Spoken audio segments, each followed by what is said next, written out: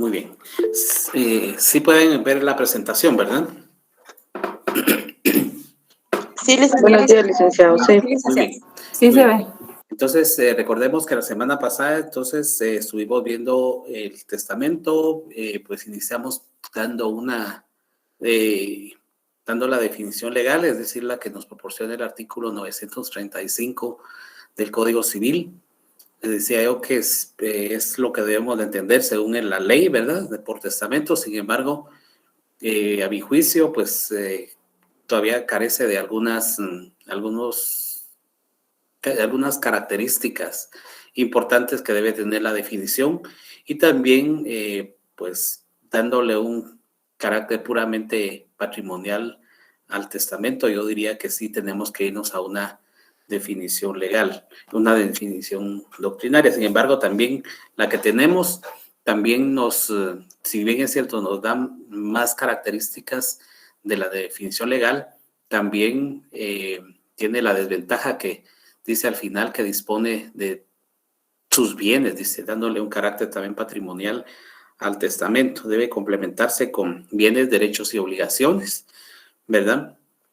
Para que sea una definición que nos diga exactamente qué es lo que se debe entender por testamento.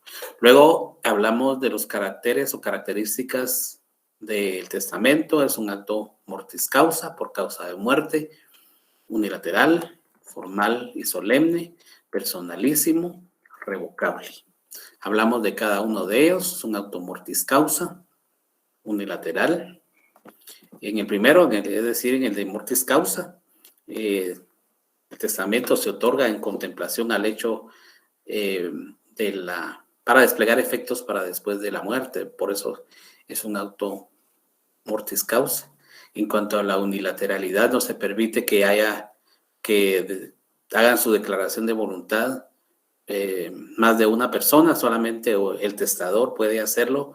Si bien es cierto, comparecen en el acto otras personas, pero que no tienen nada que ver con la voluntad del testador, que es el interesado en el asunto. Formal y solemne. En esta clase vamos a ver las formalidades del testamento. Personalísimo, no podemos delegar en otro para que comparezca a hacer la declaración de nuestra última voluntad, tiene que ser personalmente. Revocable, el testamento tiene fuerza legal, pero solamente le asiste el derecho de revocarlo al testador, no está escrito en piedra.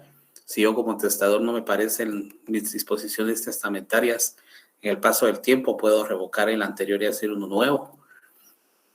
Ahora sí ya entramos a lo que nos corresponde para el día de hoy, referirnos al tema de la capacidad para testar. Dice la diapositiva que el testamento como acto de voluntad requiere que su autor posea la aptitud natural de inteligencia y voluntad suficiente como para realizar el acto libre y consciente. Cuando hablamos de la capacidad para testar, claro, estamos hablando de la capacidad en general, esa aptitud que se tiene para hacer cualquier acto o contrato, ¿verdad? En los 18 años son necesarios para tener la capacidad plena de ejercicio. Para testar no puede testar el menor de edad, ¿verdad? El menor de edad se excluye para hacer testamento y también aquellos que están declarados en estado de interdicción, es decir, que son mayores de 18 años, pero al final también han sido declarados bajo ese estado y ellos son carentes de capacidad para poder testar. Pero la capacidad para testar va un poco más allá, ¿verdad? No solamente la capacidad en general, sino que también el testador debe de gozar en el momento de hacer su testamento de sus capacidades intelectivas y volitivas completas, es decir, debe estar en sus cabales en el momento de testar. Y en el caso del testamento, el notario tiene una función bien importante en la cual debe de establecer y dar fe de que realmente la persona que está otorgando el testamento está en el pleno goce de sus facultades mentales y volitivas, según lo vamos a ver más adelante. Entonces, tenemos el artículo 934 del Código Civil, que nos hace referencia a la capacidad para testar. Entonces, necesito que alguien me haga el favor de leer el 934.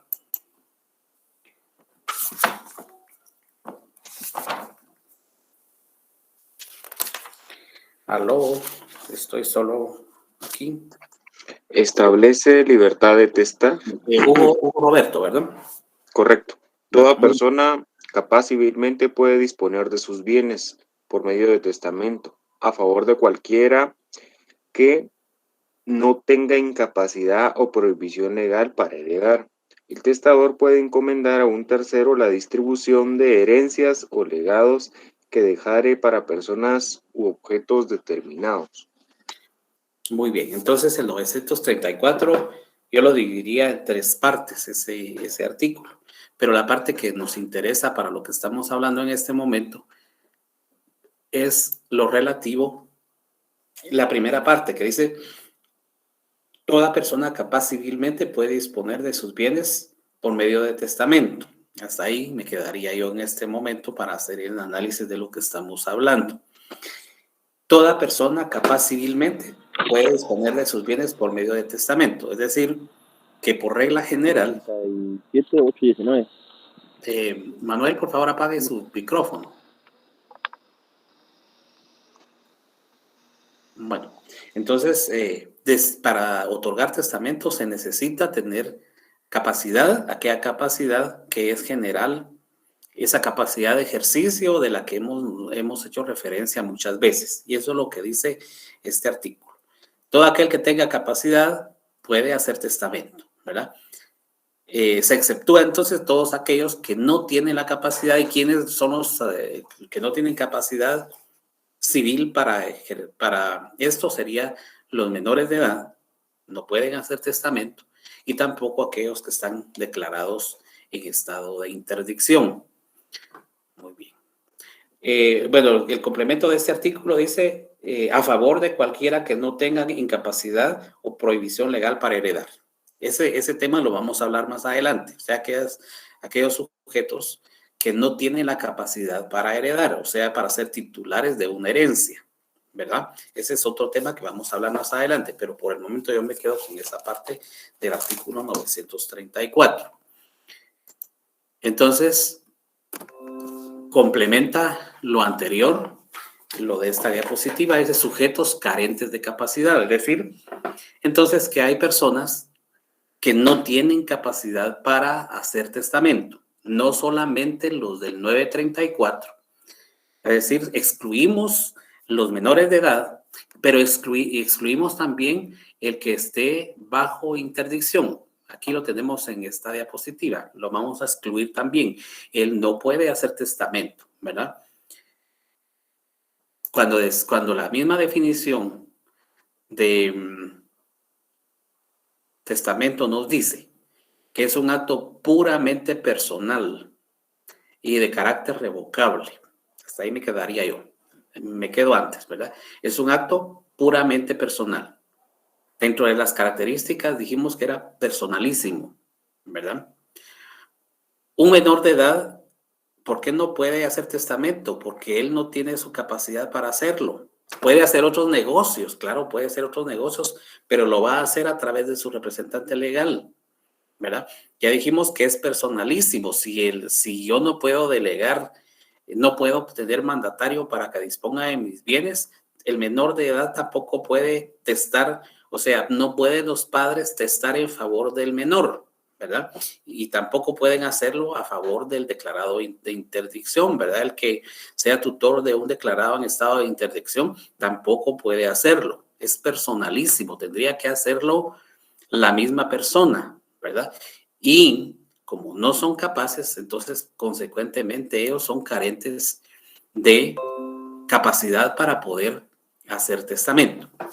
Luego, pero también dice esta diapositiva que son sujetos carentes de capacidad el sordomudo y el que hubiere perdido el uso de la palabra cuando no pueda darse a entender por escrito. Entonces excluimos también al sordomudo y al que haya perdido el uso de la palabra, pero sí dice que aquel que pese a que sea a ser sordomudo o que haya perdido el uso de la palabra, pero si puede darse a entender por escrito, claro que sí puede testar, ¿verdad? Entonces, me parece bien importante que hagamos referencia, porque de entrada el sordomudo no puede hacer testamento, pero si puede escribir, entonces sí puede hacerlo. Si se puede dar a entender por escrito, sí podría hacerlo. Otro sería el que sin estar bajo interdicción no gozare de sus facultades intelectuales y volitivas por cualquier causa en el momento de testar, ¿verdad? Hay personas que usted las ve y son mayores de edad, ¿verdad? Usted les pide el DPI y ahí constata su mayoría de edad. Sin embargo, para asuntos de testamento, sí, estas personas, pese a que sí tienen su capacidad plena, puede ser que en el momento en que ellos quieran otorgar su testamento, no gocen de sus facultades mentales y volitivas, y por lo tanto, como notarios, nos vamos a abstener de autorizar ese testamento, ¿verdad? Les ponía yo el ejemplo a lo del grupo de las 8, de la otra sección, que por ejemplo, si llega una persona bajo efectos de licor o bajo efectos de alguna droga, esta persona no tiene, no está en el momento en que quiere otorgar el testamento en el pleno goce de sus facultades volitivas, las va a tener disminuidas y por lo tanto como notarios nos vamos a abstener de autorizar ese testamento, ¿verdad? Estas personas no están en estado de interdicción, por supuesto, como lo dice aquí. El que sin estar bajo interdicción no gozare de sus facultades intelectuales y volitivas por cualquier momento por cualquier causa en el momento de testar. Entonces, pese a que ellos sí son capaces, pero en el momento en que quieren hacer el testamento no están gozando de tales facultades, entonces nos vamos a abstener de autorizar ese testamento. Ya vamos a ver dentro de más adelante que en el caso del testamento, y se lo decía antes de pasar a esa diapositiva, que en este caso el notario no, digamos, cuando autorice la escritura del testamento, no va a ser suficiente que diga que el otorgante le asegura hallarse en el libre ejercicio de sus derechos civiles, el de los datos de identificación. No, aquí, en este caso el notario también tiene que dar fe de que a su juicio la persona que quiere otorgar el testamento está gozando de sus facultades mentales, intelectuales y volitivas. Va a dar fe de eso. Entonces, aquí la función del notario va más allá de la capacidad de establecer la capacidad en general, va más allá de establecer que es mayor de edad, sino que también debe de establecer que en ese momento la persona esté, digámoslo de esa forma y como lo decimos, en sus cabales, ¿verdad? No está con sus facultades intelectuales y volitivas disminuidas. Y si vemos que está está bajo presión de las personas que están interesadas en ser heredadas, en igual forma es mejor abstenerse de autorizar ese testamento, ¿verdad? Porque la persona no va voluntariamente a otorgar su declaración de última voluntad. Entonces, eso es importante. Entonces, veamos el artículo 945 del Código Civil, que nos va a decir exactamente lo mismo de lo que tenemos ahí en la diapositiva, pero es bueno que lo leamos. 495, si alguien me puede hacer el favor. 945, incapacidades para testar. Están incapacitados para testar, primero, el que se halla bajo estado de interdicción. Segundo, el sordomudo y el que hubiere perdido el uso de la palabra, cuando no puedan darse a entender por escrito.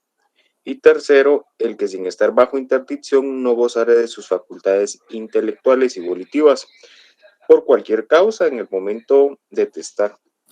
Muy bien, entonces si se dan cuenta ustedes, el artículo 945 nos está diciendo exactamente lo que yo tengo aquí en la diapositiva.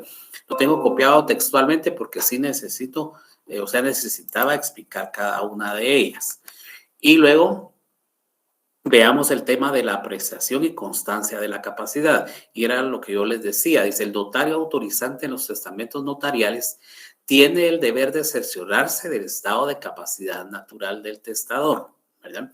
El notario autorizante en los testamentos notariales, o sea, el común abierto y el común cerrado, que es donde interviene el notario, tiene el deber de cerciorarse del estado de capacidad natural del testador, ¿verdad? Es una obligación legal para el notario establecer tales circunstancias. Pero veamos el 42 en el numeral 4, pero del Código de Notariado. Nos vamos ahorita al Código de Notariado. 42 del Código de Notariado, ¿alguien me puede Artículo leer? 42, número 4. Fe de la capacidad mental del testador a juicio del notario. Ajá, así es, exactamente. Entonces dice 42, la escritura pública de testamento, además de las formalidades generales, contendrá las especiales siguientes. Recordemos que cuando veíamos las características del testamento, decíamos que es formal y solemne, ¿verdad? Porque se debe atender a las formalidades que establece la ley, por eso lo hace formal y solemne. Y en este caso nos vamos a basar en los requisitos que establece el 29 del Código de Notariado, pero también los que establece el 42 también del Código del Notariado y los referentes a los requisitos que están en el Código Civil. Por eso nos vamos a estar yendo de un código a otro.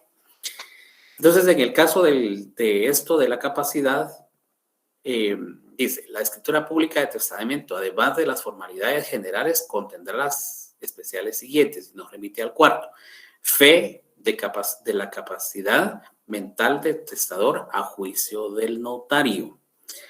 Fe de la capacidad mental del testador a juicio del notario. El notario va a dar fe, no le va a ser suficiente, digamos, ver que la persona está en el uso de sus facultades mentales, sino que tiene que dar fe dentro del mismo instrumento, ¿verdad? Y esa aseveración la va a complementar indicando que es a su juicio. Es decir, entonces, les decía yo, cuando veamos el tema de la fe pública, lo importante que es para el notario no poner en duda nunca esa fe pública de la cual está investido como producto de ser notario, ¿verdad?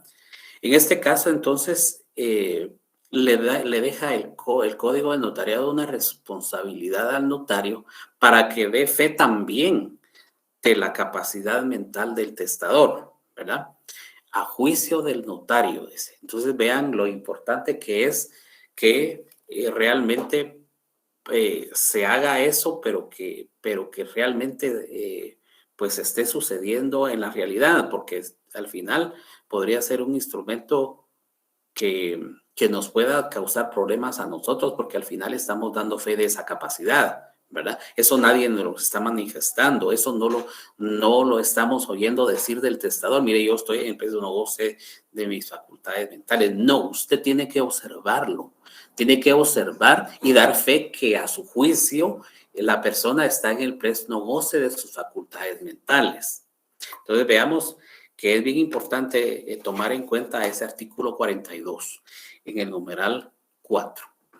Entonces, vuelvo a la diapositiva, dice el notario autorizante en los testamentos notariales tiene el deber de cerciorarse del estado de capacidad natural del testador. Lo tenemos en el 42, inciso 4. Y luego dice esta diapositiva, el juicio favorable de capacidad emitido por el notario viene a reforzar la general presunción de capacidad, ¿verdad? Porque de entradita, todas las personas mayores de edad tienen la capacidad general para hacer un negocio, un contrato, ¿verdad? Pero en el caso del testamento, además de esa capacidad, tiene que estar en el pleno goce de sus facultades mentales, tal y como lo dice el Código de Notariado, y eso viene a reforzar la general presunción de capacidad. Dice, esta apreciación se entiende tanto a la edad necesaria para testar como al hecho de hallarse el testador en su cabal juicio, dice, en el momento de su otorgamiento, ¿verdad? Esta apreciación se extiende tanto a la edad necesaria para testar, por supuesto, ¿verdad? Como la de hallarse el testador en su cabal juicio en el momento del otorgamiento. Y luego, entonces, veamos las solemnidades testamentarias, ¿verdad? Aunque la que ya indicamos viene siendo una solemnidad testamentaria, el establecimiento de la capacidad mental del testador para realizar el acto que se va a llevar a cabo con el fraccionamiento de la escritura de testamento. Pero entonces veamos los artículos 955 y 956 del Código Civil, en donde hay algunas formalidades testamentarias. Entonces veamos el 955. Si alguien me puede leer el 955, por favor. Artículo 955, testamento en escritura pública. El testamento común abierto deberá otorgarse en escritura pública como requisito esencial para su validez. Bueno.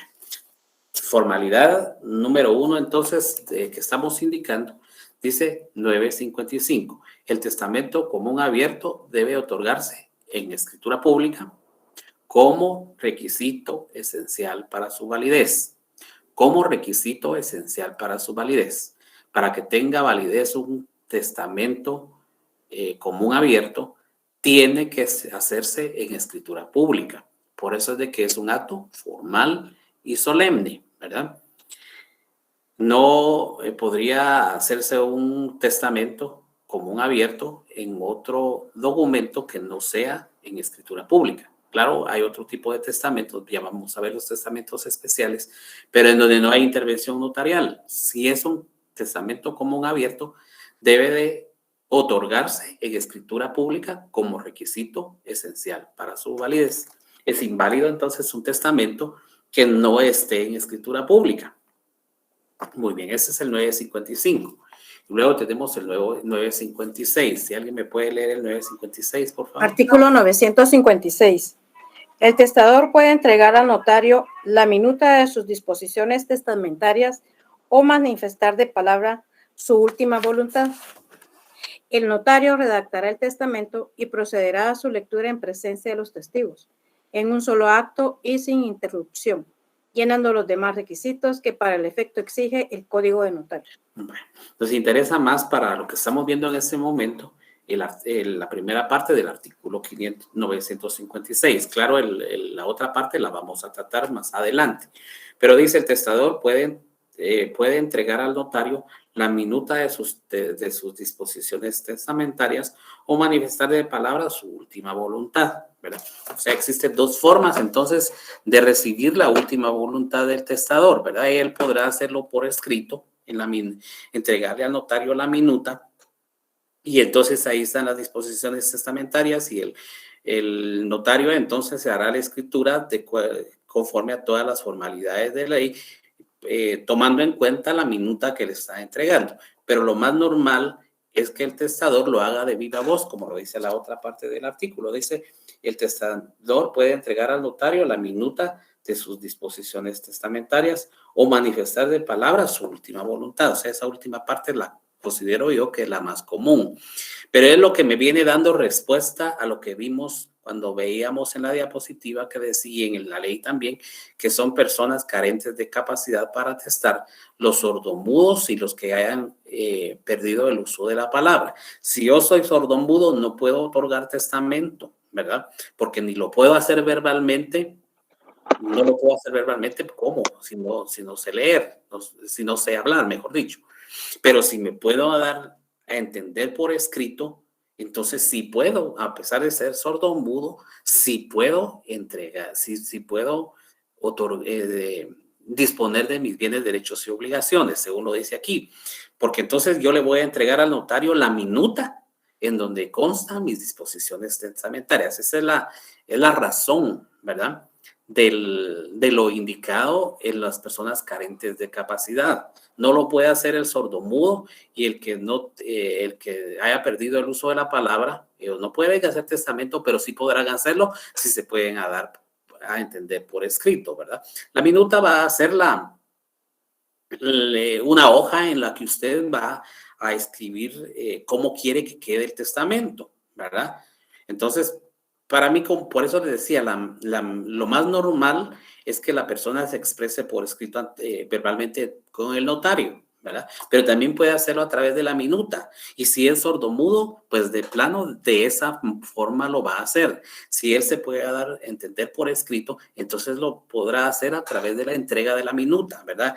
Por escrito, cómo quiere que se queden sus disposiciones testamentarias. Eso es lo que nos dice en esta parte, en ese artículo. En la otra parte de ese artículo lo vamos a tratar más adelante.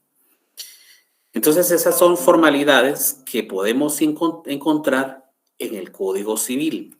Pero ahora hablemos de las personas que concurren al otorgamiento del testamento. Veamos entonces. Cuando veíamos las características del testamento, decíamos que es un acto unilateral, ¿verdad? Lo que significa que el testador no necesita de otras personas que interfieran en su última voluntad, pero sí en el acto del otorgamiento van a estar presentes más personas aparte del testador, ¿verdad? Lo que no se permite es que haya testamento otorgado por dos personas al mismo tiempo, ¿verdad? Cada quien tendrá que hacer su propio testamento. En Guatemala no se admite que dos o más personas otorguen su última voluntad en un mismo testamento, ¿verdad? Pero sí vamos a requerir en el acto del otorgamiento a las siguientes personas. Por supuesto, el testador tiene que estar presente.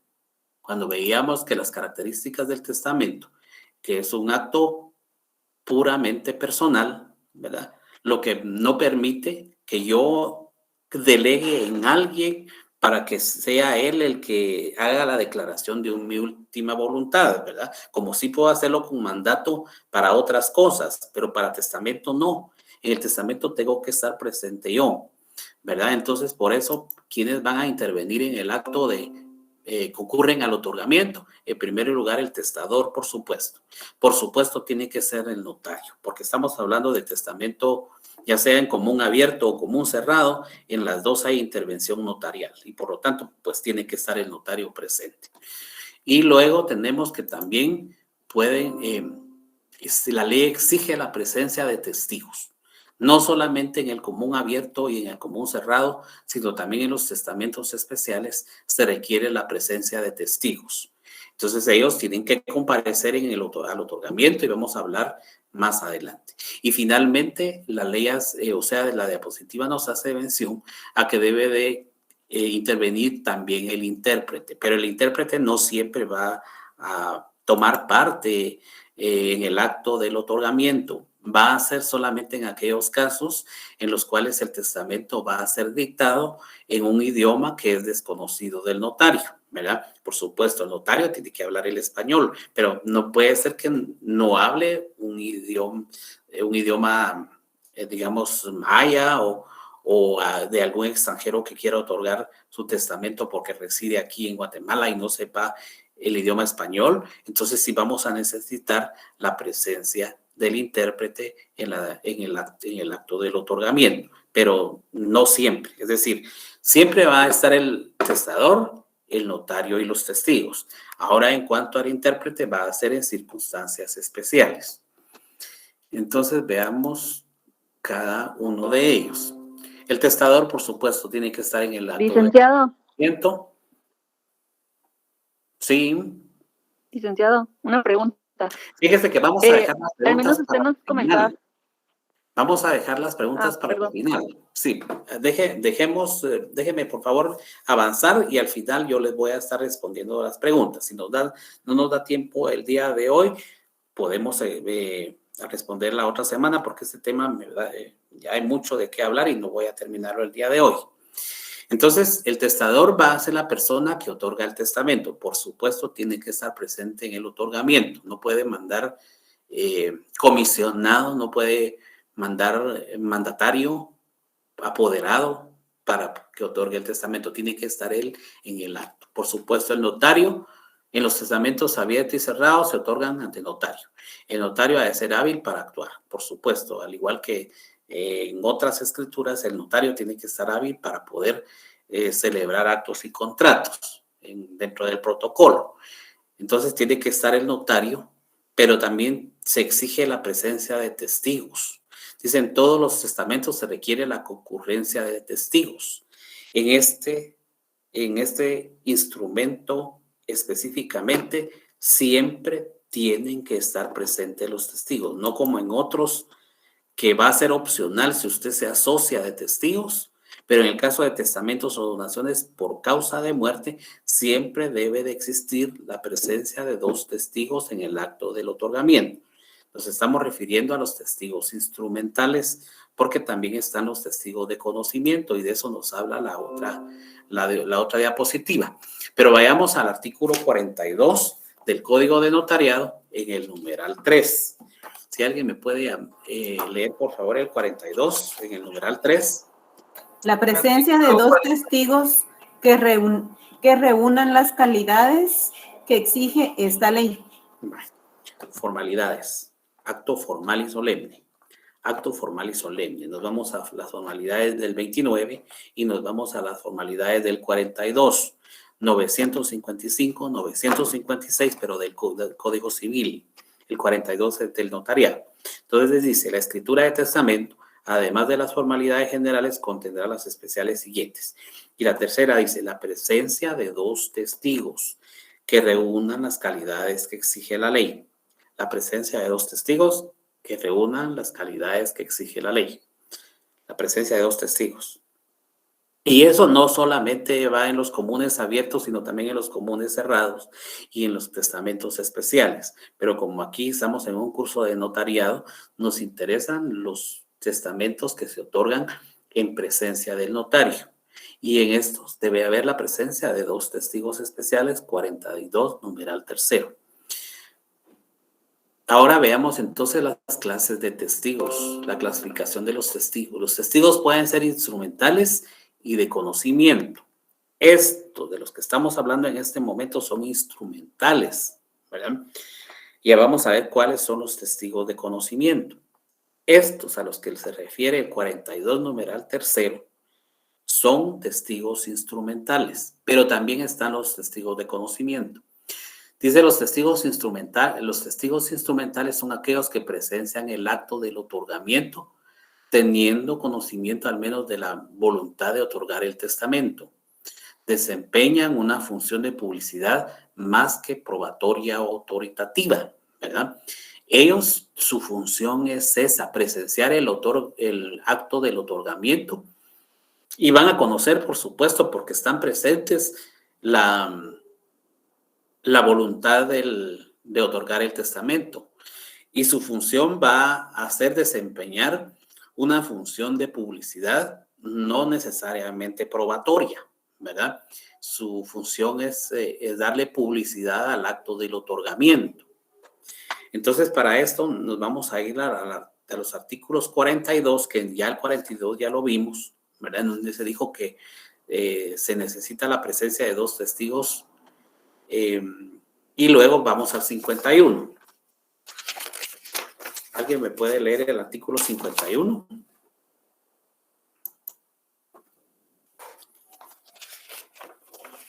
¿Aló? Artículo 51, testigos. El notario podrá asociarse de testigos instrumentales en los actos o contratos que autorice, pero si se tratare de testamentos o donaciones por causa de muerte, está obligado a asociarse de los testigos que exige esta ley. Muy bien. Vean pues que este artículo, la primera parte, pues nos indica que el notario puede asociarse de testigos instrumentales en cualquier acto que autorice, ¿verdad? Y dice, el notario podrá asociarse de testigos instrumentales en los actos y contratos que autorice. Ahí, pues si el notario quiere, se asocia en cualquier acto, ¿verdad? De los testigos instrumentales. Pero si se tratara de testamentos o donaciones por causa de muerte, está obligado a asociarse de los testigos que exige esta ley, ¿verdad? Pero si se tratare de testamentos o donaciones por causa de muerte, está obligado a asociarse de los testigos que exige la ley. ¿Y cuántos testigos exige la ley? Según ya vimos en el 42, 2 testigos, ¿verdad? 2 testigos, según el 42, inciso tercero, ¿verdad? Entonces, aquí tenemos el fundamento de los testigos instrumentales. En el caso de los testamentos y donaciones por causa de muerte, el notario no puede decir me asocio o no de ellos, porque es una exigencia de la ley. Ahí no tiene otro camino de asociarse de los testigos instrumentales que establece esta ley, dice. Y esta ley, o sea, el Código de Notariado, dice que debe de asociarse de 2 testigos. Ahora veamos el artículo 52. Si alguien me lee el 52. Artículo 52. Los testigos deben ser civilmente capaces, idóneos y conocidos por el notario. Si el notario no los conociere con anterioridad, deberá cerciorarse de su identidad por los medios legales. Muy bien. Este artículo me parece que iba muy bien y de ahí lo complementa con algo que me contradice lo anterior. Pero dice, recordemos que cuando leíamos el 42 decía que en el numeral 3 la presencia de 2 testigos que reúnen las calidades que exige esta ley. ¿Y cuáles son las calidades que exige esta ley? Nos vamos al 52. Los testigos deberán ser civilmente capaces, idóneos y conocidos del notario, ¿verdad? ¿Cuáles son los requisitos entonces que establece la ley para ser testigo? Civilmente capaces, no podemos tener testigos menores de edad o declarados en estado de interdicción.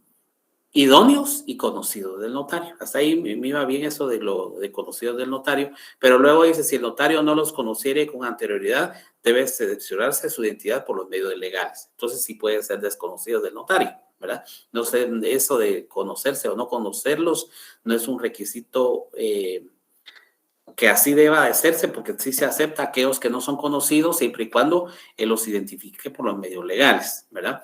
Pero en conclusión, los dos primeros, sí, los testigos deben ser civilmente capaces, idóneos, ¿verdad? Mejor si son conocidos del notario, claro, pero si no lo son, identifíquelos por los medios legales. Y luego el 53 también nos da otros requisitos otros requisitos porque dice no podrán ser testigos. Dice no podrán ser testigos. En primer lugar, las personas que no sepan leer y escribir o que no hablen o entiendan el español. Ellos no pueden ser testigos, ¿verdad? Como complemento de los requisitos anteriores. No pueden ser testigos los que no sepan leer y escribir o que no hablen o no entiendan el español, ¿verdad? O sea, deben ser civilmente capaces, idóneos y deben de saber leer y escribir y también saber el español, entender el español. Segundo, las personas que tengan interés manifiesto en el acto o contrato, ellos no pueden ser testigos, ¿verdad? Los sordos, mudos o ciegos tampoco pueden ser testigos. Los parientes del notario tampoco pueden ser testigos. Los parientes de los otorgantes no pueden ser testigos, salvo el caso de que firmen a su ruego, ¿verdad? En ese caso estamos hablando de los testigos de conocimiento, ¿verdad? Los de conocimiento sí pueden ser parientes de los otorgantes, ¿verdad? Los instrumentales no pueden ser parientes de del testador en este caso, ¿verdad? Y luego dice, cuando no se, voy a leer completo esto, los parientes de los otorgantes, salvo el caso de que firmen a su ruego. Cuando no sepan hacerlo y no se trate de testamentos o donaciones por causa de muerte, ¿verdad? Es decir, el complemento de eso de cuando no sepan hacerlo es porque estamos hablando cuando los otorgantes no sepan firmar, entonces lo hará a su ruego otra persona. Ese testigo sí puede ser testigo de conocimiento, ¿verdad? Pero, y luego dice, y no se tratare de donaciones no se tratare de testamentos o donaciones por causa de muerte. En el caso de donaciones o testamentos, no pueden ser testigos los parientes del testador. Según lo dice, vuelvo a repetir, los parientes de los otorgantes no pueden ser testigos, salvo el caso de que firmen a su ruego o cuando no sepan hacerlo y no se tratara de testamentos o donaciones por causa de muerte. Entonces, estos del 53 los vamos a ir excluyendo de la lista de testigos, tanto instrumentales como de conocimiento. No pueden hacerlo las personas que no saben leer y escribir y no sepan el español, los que tengan interés manifiesto en el asunto o contrato de que se trate, ellos no pueden ser testigos, los sordos, mudos y ciegos, los parientes del notario, los parientes de los otorgantes, ellos no pueden ser testigos. Sí podrán ser testigos de conocimiento aquellos, aunque sean familiares de las partes, cuando el otorgante no sepa leer y escribir, no pueda firmar, entonces lo va a hacer a su ruego. Pero si es donación, si es testamento, donación por causa de muerte, tampoco puede hacerlo a su ruego un pariente del testador. Es decir, para el testamento y donación por causa de muerte, no puede ser testigo el pariente del testador. Eso es lo que nos regula el artículo 53 del Código de Notariado. Entonces, ahora veamos a los que nos estábamos refiriendo. Son los testigos instrumentales, pero también están los testigos de conocimiento. Ya hice referencia de algo en ese artículo 53.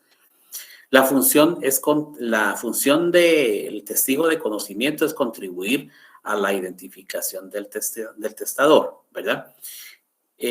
Más que todo es aquel que va a firmar a ruego del testador cuando estamos hablando de testamento.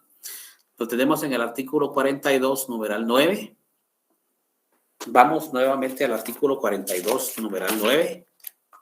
Por favor, necesito que alguien me lea el 42 y nos... Que si el testador no sabe o no puede firmar, ponga su impresión digital y firme por él un testigo más, que deberá reunir las mismas calidades de los testigos instrumentales. Muy bien. Entonces veamos que yo ahí dentro de ese código anotaría en ese 9 testigo de conocimiento, ¿verdad? Los del numeral tercero se está hablando de los testigos instrumentales, pero en el 9 de ese mismo artículo estamos hablando de los testigos de conocimiento. Dice que contendrá las especiales siguientes. 9. Si el testador no sabe o no puede firmar, ponga su impresión digital. Eso va a ser el testador. Y firme por él un testigo más, ¿verdad? Habla de un testigo más porque necesariamente hay otros 2 testigos que están desempeñando la función de testigos instrumentales. Entonces, si el testador no sabe firmar o no puede firmar, va a poner la impresión digital y a su ruego va a firmar un testigo más, que ese es un testigo de conocimiento, que deberá reunir las mismas calidades de los testigos instrumentales. ¿Y cuáles son las calidades de los testigos instrumentales? Civilmente capaz, idóneo y conocido del notario, ¿verdad? Si no lo conoce, pues lo podrá identificar por los medios legales. Asimismo, no puede ser testigo de conocimiento, ni instrumental, lo que dice el 53, ¿verdad? Los que no sepan leer y escribir, porque ¿cómo va a firmar un testigo si no sabe firmar? No va a poner el testador su huella y el testigo su huella. No, el testigo tiene que saber leer y escribir y consecuentemente de leer y escribir va a poder firmar. Pero aparte tiene que saber el idioma español, no tener interés en el asunto, no ser sordomudo o ciego, no puede ser pariente del notario, no puede ser pariente del testador. En cuanto a los testigos de conocimiento, de lo que está refiriendo el artículo 42, numeral 9, sí. Si el testador no sabe o no puede firmar, ponga la impresión digital y firme por él un testigo más, que deberá reunir las calidades de esos testigos instrumentales. No pueda o no sepa, ¿verdad? Son 2 circunstancias diferentes. El testador puede ser que no sepa porque nunca aprendió a firmar no sabe firmar, pero puede ser también que en el momento del testamento sí sabe firmar, pero no puede hacerlo, ¿verdad? Entonces ahí se requiere que tengamos un testigo más. Luego entonces tenemos el artículo 51 y 53, ya lo leímos, que son las calidades, y entonces nos vamos al tema del intérprete. En el caso del testamento otorgado en un idioma desconocido por el notario, debe concurrir un intérprete. Fíjese que aquí en la diapositiva dice un intérprete, pero si nos vamos al 29, numeral 6, dice que son 2 intérpretes. Entonces, veamos nuevamente el 42, solo que ahora numeral sexto. ¿Alguien me puede leer el 42, numeral sexto? No, fíjese que está mal mi diapositiva, es numeral séptimo. Establece numeral séptimo del 42, que si el testador no habla el idioma español, intervengan 2 intérpretes elegidos por él mismo, para que traduzcan sus disposiciones en el acto de expresarlas. Ah, muy bien. Fíjese que sí me faltó que leyera el con tilde, porque si no le damos otra interpretación. Que si el testador no habla el idioma español, intervengan 2 intérpretes, ¿verdad? O sea que mi diapositiva está mal, porque mi diapositiva como que está basada en el 29, porque en el 29 dice, para otros actos y contratos, usted va a requerir un intérprete, pero como el 42 es específico para los testamentos y donaciones por causa de muerte, entonces dice que si el testador no habla el idioma español, intervengan 2 intérpretes elegidos por él mismo, ¿verdad? Por él mismo, o sea, el que lo va a elegir es el testador, para que traduzcan sus disposiciones en el acto de expresarlas, ¿verdad? Entonces no hay que confundir y tampoco hay que pensar que los testigos van a ejercer doble función, ¿verdad? Aparte los testigos, aparte los intérpretes, ¿verdad? Entonces, 2 intérpretes en el caso de que el testador no hable el idioma español, ¿verdad? Recordemos que en Guatemala pues se hablan 22 idiomas y que nos podemos topar con alguien que quiera otorgar su testamento y que no pueda expresarse en español. Entonces, en ese caso vamos a requerir la presencia de 2 intérpretes.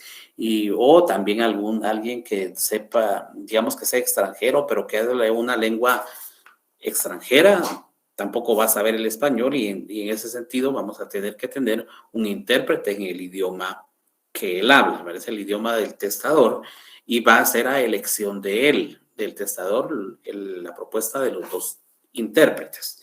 Entonces, eso es en cuanto a los intérpretes. Entonces, vamos a ver qué tenemos en la siguiente. Bueno, fíjese que por aquí me quedé yo con la otra sección.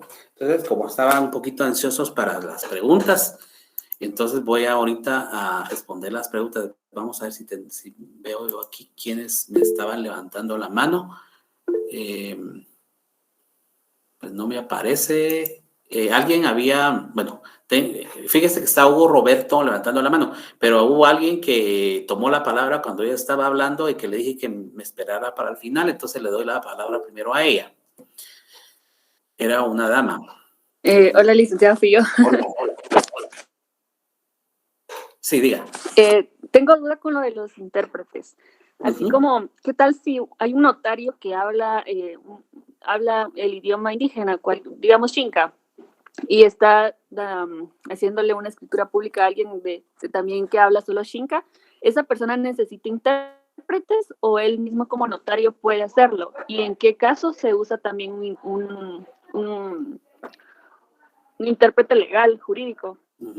Fíjese que, mire, pues yo diría que pensaría yo por la redacción del artículo 42 que sí se necesitaría los intérpretes, porque dice si el testador no habla el idioma español, ¿verdad? Porque no dice si el notario viene dando lo mismo, ¿verdad? Pero yo pensaría que sí, mejor se asocie de los intérpretes que diga la ley, porque para mí la redacción sí tiene que ser, porque dice si el testador no habla el idioma español, ¿verdad? Entonces debe asociarse, no dice nada con relación a que si el notario habla el idioma, ¿verdad? Ah, ya entendí. Yo diría Y con lo de los... porque fíjese que el problema del testamento es que sus efectos son para después de la muerte. Y yo pensaría que si eso sería como un medio de impugnar el testamento a la hora de que usted no se asocie de un intérprete si la ley así lo dice, ¿verdad? Podrían ser los herederos en indicar que, por ejemplo, su papá nunca habló español, ¿verdad? Y que la escritura jamás indicó que hubiera la intervención de los intérpretes que regula la ley, diría yo, ¿va? Entonces, no sé si habrá algún notario que lo haya hecho de esa manera y que no ha habido ningún problema, ¿verdad? Muy bien, ¿qué otra pregunta me había hecho? Porque eran dos. Sí, ¿cuándo se utiliza ya un intérprete jurado legal o no sé cómo se llaman? Fíjese que en este caso pues la ley no está pidiendo que sea un traductor jurado, ¿verdad? Está hablando de intérprete, ¿verdad?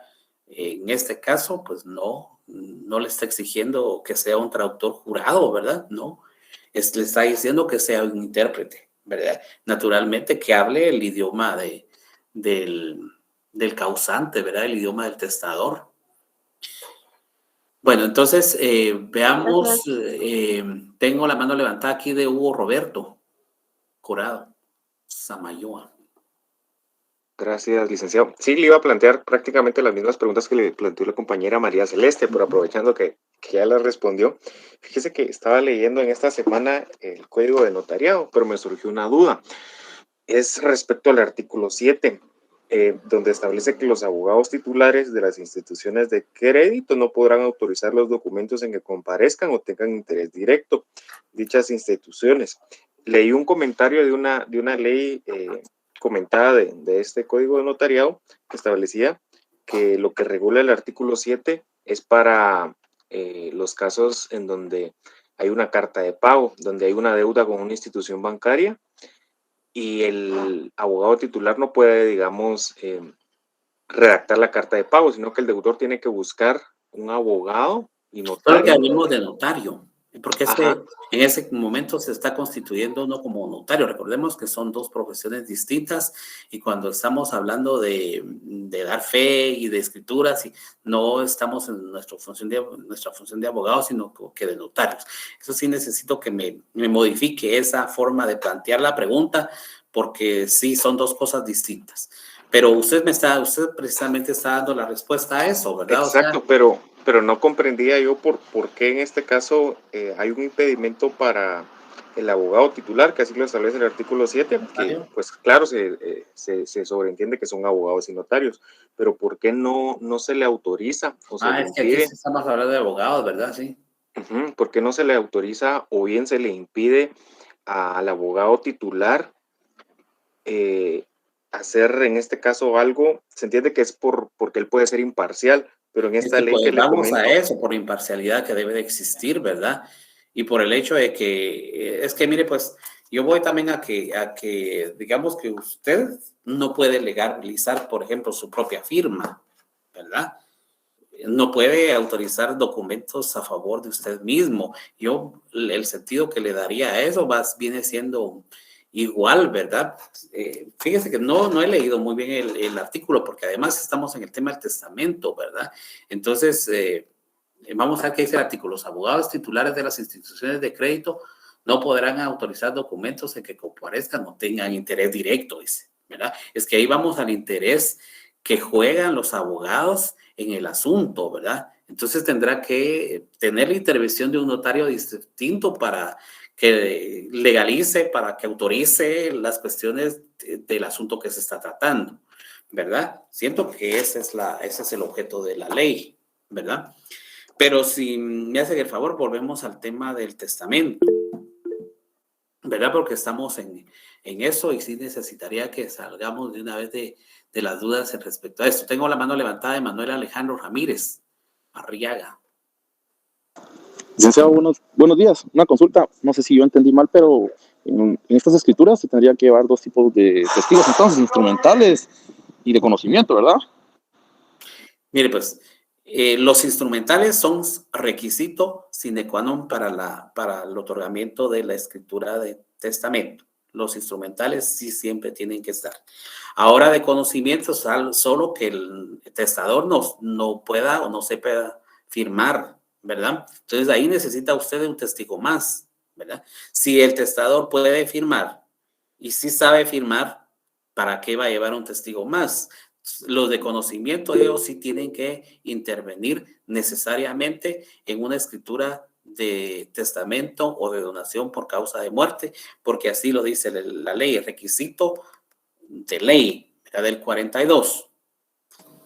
El licenciado, Sí. ese testigo que usted dice que si el testador no sabe firmar, no se llamaría testigo a ruego.